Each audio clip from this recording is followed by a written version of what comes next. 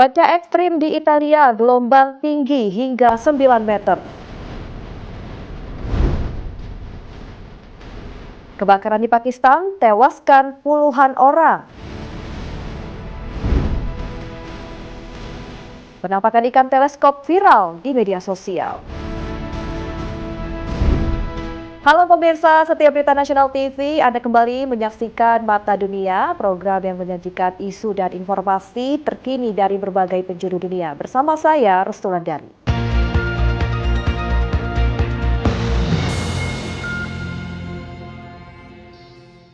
Ya pemirsa, hujan badai disertai angin kencang menerjang wilayah Italia termasuk Roma dan Napoli. Kondisi cuaca ekstrim ini menyebabkan banjir pesisir di Sisilia serta wilayah Italia bagian tengah dan selatan. Selain itu terjadi gelombang tinggi hingga mencapai 9 meter. Badai kuat disertai hujan lebat terjadi di sejumlah wilayah di Italia termasuk Roma dan Napoli pada hari Selasa, 20 Januari 2026. Kondisi ini memicu genangan air di sejumlah jalanan dan kawasan permukiman. Angin kencang merobohkan pohon dan menghambat aktivitas warga. Di Roma dan Napoli, badai petir menyertai hujan dengan intensitas tinggi, menyebabkan gangguan transportasi dan keterlambatan aktivitas publik. Beberapa area dilaporkan mengalami pemadaman listrik sementara. Di Sisilia, gelombang tinggi akibat angin kencang menyebabkan banjir pesisir. Air laut meluap ke daratan dan merendam jalan serta bangunan di sekitar garis pantai. Ketinggian ombak mencapai 9 meter.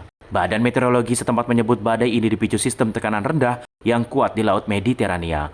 Kondisi tersebut meningkatkan potensi hujan lebat dan angin kencang di sejumlah wilayah.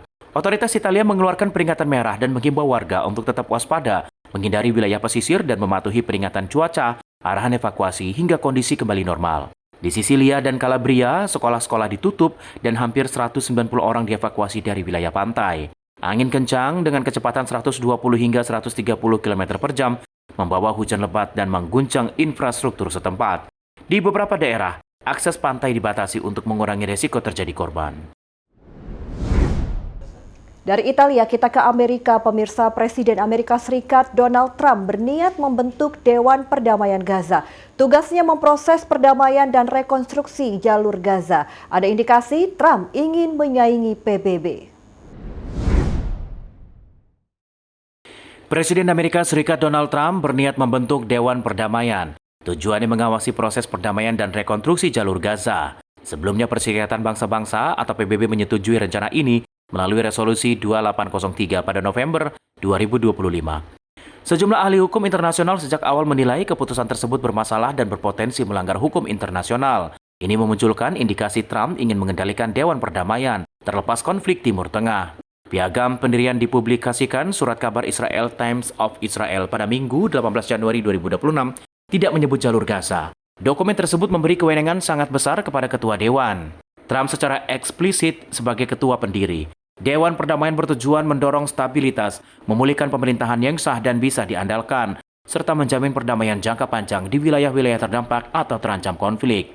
Di piagam disebutkan hanya kepemimpinan Dewan yang berhak mengundang negara-negara menjadi anggota. Keanggotaan berlaku 3 tahun dan bisa diperpanjang atas keputusan ketua. Negara menyumbang lebih dari $1 miliar Amerika Serikat dalam tahun pertama akan memperoleh status anggota tetap. Sekitar 60 negara menerima undangan termasuk negara NATO, Jerman, Turki, Hungaria, dan Kanada.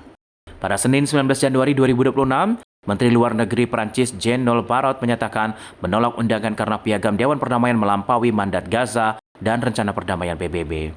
Presiden Rusia Vladimir Putin menerima undangan dan tengah mempertimbangkannya. Di Timur Tengah, Mesir dan Yordania mengkonfirmasi undangan serupa. Hal serupa juga dialami Pakistan. Beralih ke Pakistan, pemirsa, kebakaran besar melanda sebuah pusat perbelanjaan di Karachi, Pakistan. Kebakaran menyebabkan puluhan tewas dan puluhan orang dinyatakan hilang. Proses evakuasi dan pencarian korban dilakukan di tengah puing-puing bangunan yang hangus terbakar.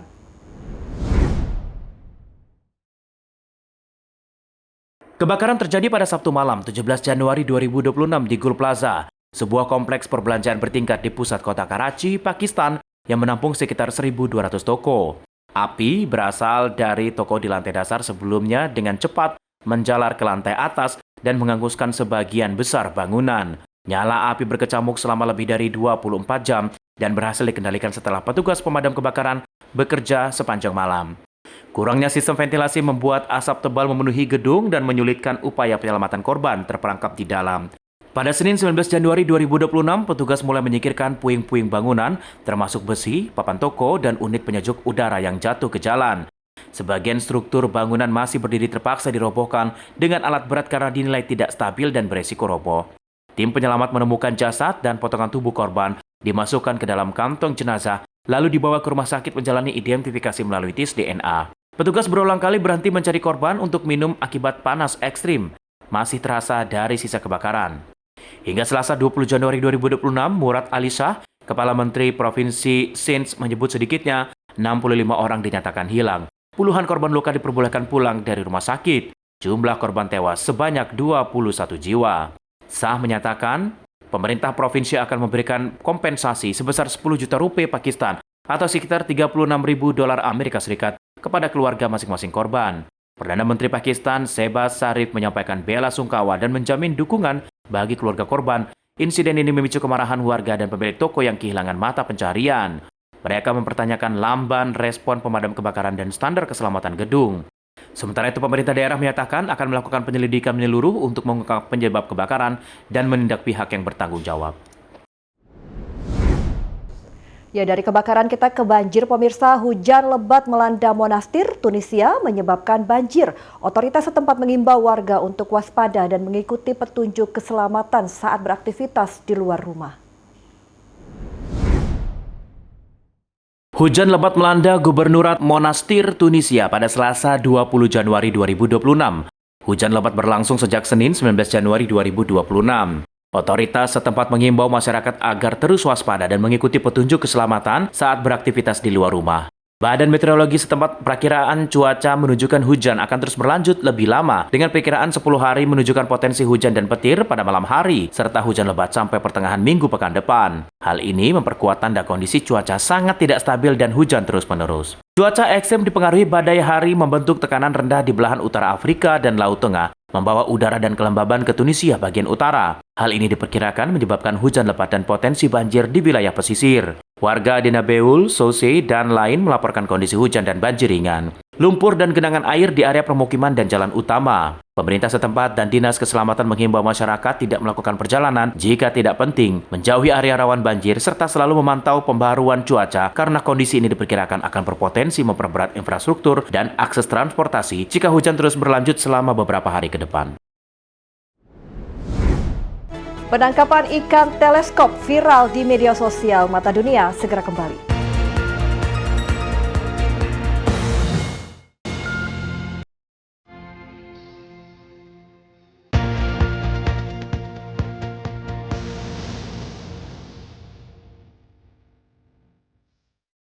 Anda kembali bersama kami di Mata Dunia. Pemirsa, sebuah video yang dibagikan National Geographic Wild viral di media sosial menampilkan ikan teleskop atau teleskop fish.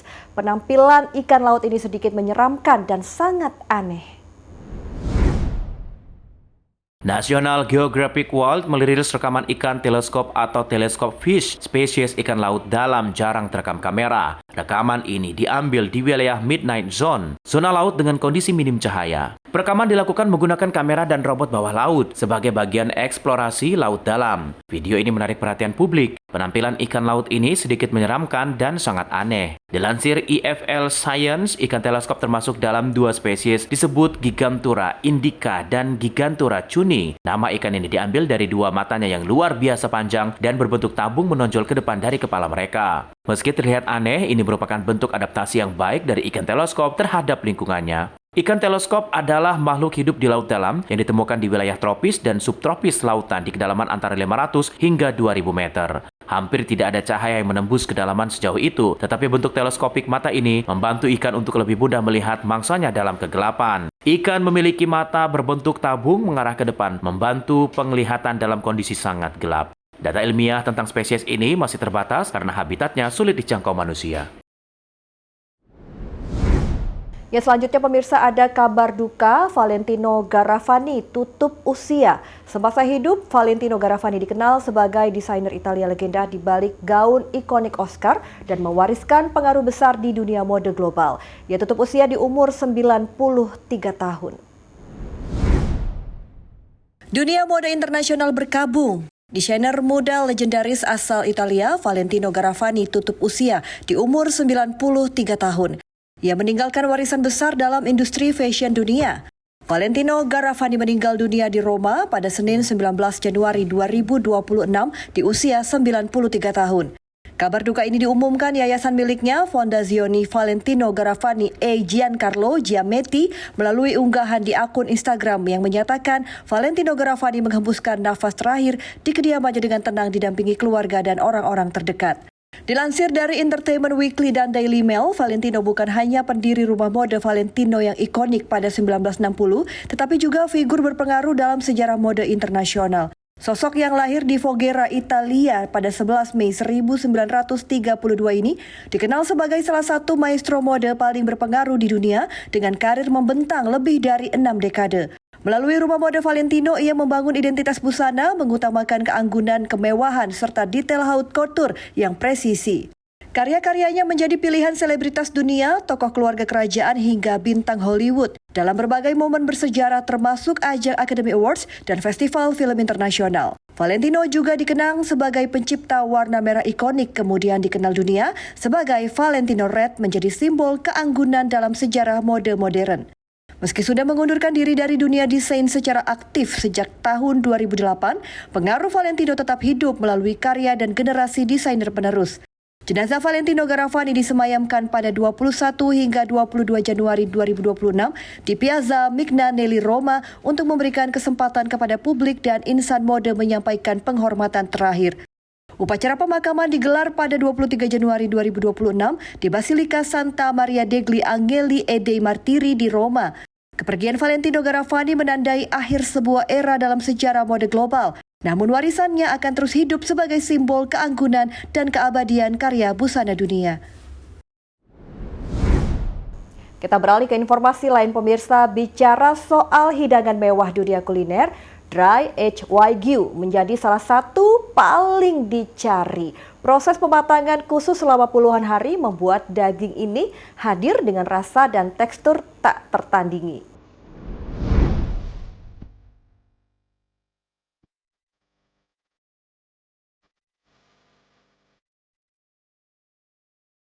Salah satu kuliner diburu untuk dinikmati adalah Dry Aged Wagyu. Dilansir Guga Foods, Selasa 30 September 2025, Dry Aged Wagyu tidak seperti Wagyu biasa. Dry Aged Wagyu melewati proses kematangan di ruang bersuhu dan kelembapan terkontrol selama puluhan hari. Enzim alami memecah serat otot, hasil daging menjadi lebih empuk.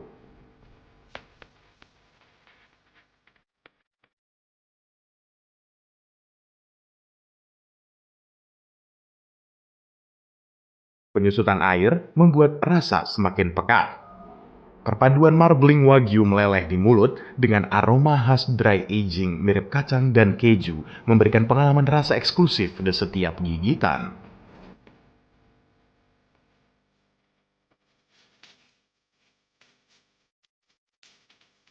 Proses panjang pematangan hingga puluhan hari, penyusutan bobot, hingga fasilitas khusus membuat harga makanan Dry Aged Wagyu melambung tinggi. Meski harus merogoh kocek lebih dalam, namun kualitas makanan setara dengan sebutan hidangan mewah di dunia.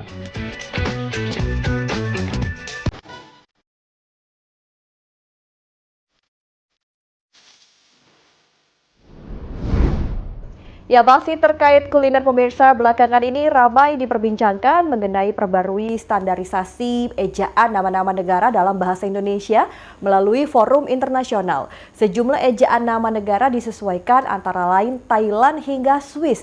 Nah, bicara soal Thailand, seblak makanan khas Sunda mendadak menjadi tren dan ramai dicicipi masyarakat negeri Gajah Putih. Kira-kira kenapa seblak bisa viral di Thailand? Berikut informasi selengkapnya. นี่คือเซบลักใครจะไปคิดว่าการรีวิวเซบลักของโอนตอนที่อยู่อินโดนีเซีย Seblak kini sedang naik daun di Thailand. Berbagai kalangan mulai dari warga biasa hingga artis dan influencer ramai-ramai mencicipi makanan berbahan dasar kerupuk tersebut. Lantas kenapa seblak bisa viral di Thailand? และนี่คือเซบลักประเทศไทยค่ะ นี่คือเซบลักประเทศไทยประจำ Popularitas seblak di Thailand tak lepas dari pengaruh media sosial, khususnya TikTok. Pada 4 September 2025, seorang influencer juga TikToker, Dechani Sara, membagikan video mencoba mencicipi seblak. Dalam video dibagikan, ia terlihat antusias menikmati seblak hingga berulang kali menyebut kata aroy yang berarti enak. Video tersebut viral ditonton hingga 4 juta kali.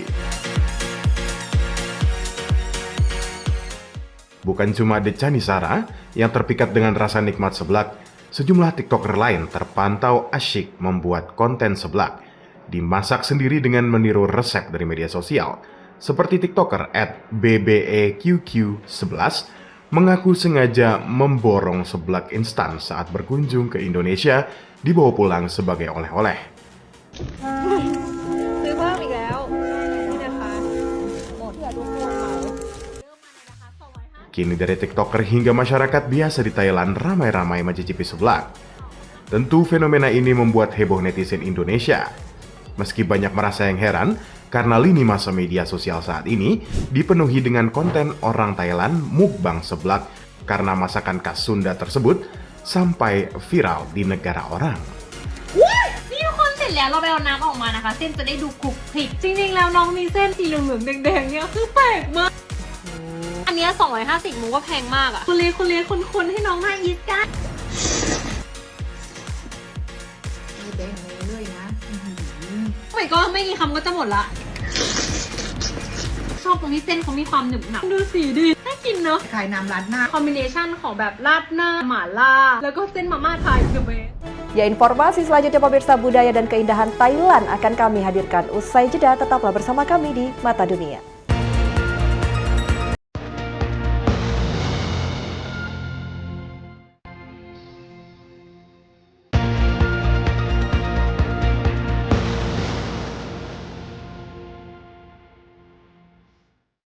Terima kasih Anda masih bersama kami di Mata Dunia. Pemirsa, masih dari Thailand. Thailand atau dikenal dengan sebutan negeri gajah putih adalah sebuah negara tak pernah kehabisan pesona alam yang memikat.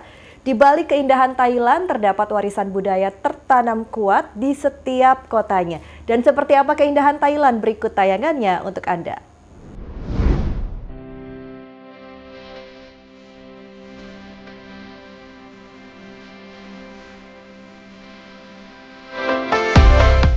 Selamat datang di Thailand. Bangkok, ibu kota Thailand, merupakan pusat ekonomi dan budaya, menjadi jantung kehidupan negeri gajah putih. Gedung pencakar langit berdampingan dengan kuil kuno yang megah. Sungai Chao Phraya membelah kota menjadi nadi bagi transportasi dan aktivitas warga. Sementara aroma rempah dari jajanan kaki lima menambah warna khas kota yang hidup siang dan malam. Namun di balik kemajuan Thailand, masyarakat Thailand tetap menjaga akar budayanya. Tradisi Wai, yaitu gerakan menundukkan kepala sambil menyatukan telapak tangan, mencerminkan rasa hormat yang dalam. Kehidupan sehari-hari di Thailand tak lepas dari nilai-nilai Buddhisme yang menjadi fondasi ketenangan batin di tengah laju modernisasi. Beberapa jam dari daratan utama, tersimpan surga tropis yaitu Pulau Koh Phi Phi. Pulau yang terkenal melalui film The Beach ini menawarkan air laut sebening kristal dan tebing batu kapur yang menjulang dramatis. Dua pulau utamanya yaitu Phi Phi Don dan Phi Phi Leh menjadi magnet wisatawan dari seluruh dunia. Namun kini, pemerintah Thailand mulai membatasi jumlah pengunjung untuk menjaga keseimbangan alam yang rapuh.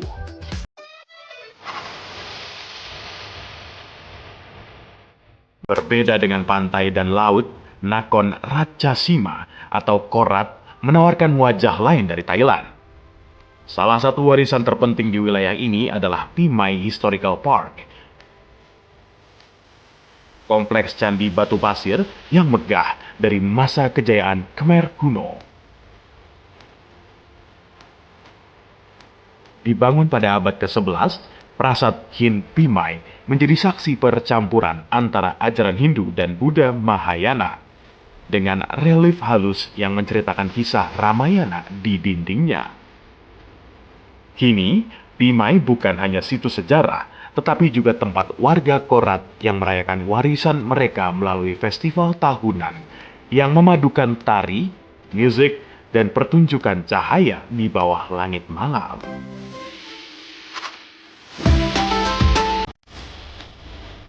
Perjalanan berlanjut ke utara menuju Chiang Mai, kota budaya yang dikenal sebagai Rose of the North. Disinilah denyut tradisi dan modernitas berpadu. Kuil-kuil kuno berdiri di antara kafe artistik dan pasar malam penuh warna. Wat Phra Tat Doi Suthep yang berdiri di puncak bukit menjadi lambang spiritual masyarakat Chiang Mai, tempat di mana doa dan kabut pagi seolah menyatu. Beberapa jam perjalanan dari Chiang Mai, terhampar provinsi Chiang Rai, berdiri Wat Rong Suya Ten atau kuil biru hasil karya murid sang maestro, Putta Kap Kai. Warna biru cerah mendominasi bangunan yang melambangkan kedamaian dan kebijaksanaan. Dari Bangkok yang modern hingga Chiang Mai yang syarat tradisi, Thailand menawarkan keindahan dalam berbagai wajah, baik dari alam, budaya, dan kehidupan masyarakat yang hidup beriringan dalam keharmonisan. Kita beralih ke informasi lain pemirsa. Pepatah bahasa Inggris menyebutkan membandingkan diri dengan orang lain adalah pencuri kebahagiaan. Dan ini tampak dalam peran media sosial yang membuat orang melirik kehidupan orang lain sehingga belanja melebihi kebutuhan. Di sisi lain, media sosial juga bisa memberi solusi. Media sosial ikut membuat orang ingin belanja melebihi kemampuan mereka untuk membeli. At some points, I feel like in my head, have more money than I actually do, which is what causes my overspending. Especially in the world of social media that we live in, it's very easy to fall into the trap of feeling like you have to spend. I kind of have adopted this mentality of that money is fake. Untuk mengurangi kebiasaan belanja, Olivia akhirnya mendisiplinkan diri, tunggu 24 hingga 48 jam sebelum akhirnya klik keranjang untuk membeli. Menurut seorang penggiat literasi keuangan, medsos membuat orang sering membandingkan diri dengan orang lain. We are constantly being bombarded with what we should buy and what we should do. And sometimes even if you are doing okay, it's hard to grasp that as a reality because we are always being consumed with we should be doing more. Dihadapkan pada rumput tetangga yang lebih hijau, otak manusia pun kemudian bertindak defensif. That comparison triggers this idea of, hey, am I surviving or am I not? How am I doing compared to my peers? In order to avoid dealing with that inner critic, we avoid money issues altogether. Psikolog menyarankan unfollow atau sembunyikan dulu akun-akun yang menimbulkan kecemburuan. Cash stuffing adalah tren viral yang menggalakkan penggunaan uang tunai yang dipilah-pilah dan dimasukkan kantong transparan untuk masing-masing kebutuhan rutin. Groceries. Because groceries are really expensive right now, so I've been having to put in a lot of extra money in this folder. I have one for home improvements. I'm saving up to replace my fence. I like to just kind of chip in a little bit every paycheck. Sementara No Buy Year seperti namanya adalah gerakan untuk tak membeli apapun sepanjang tahun, kecuali kebutuhan-kebutuhan primer. My turning point was when I realized that I had 5 figures of credit card debt that I'd been cycling through for the last 10 years. I got really fed up with just constantly being in a cycle of buying and paying off debt, buying and paying off debt. And I just wanted to take control of my spending. Alicia mengatakan seperti halnya ketagihan lainnya, follower maupun sesama pengguna TikTok ikut menyemangatinya. The community that I've built there, a lot of people are going through the same exact thing that I am, so it's become hugely beneficial for both my well-being and figuring out that I'm actually helping others through all of this. Meski dirancang hanya untuk berlangsung setahun, tantangan No Buy Year juga bertujuan menanamkan prinsip beli seperlunya sepanjang hidup.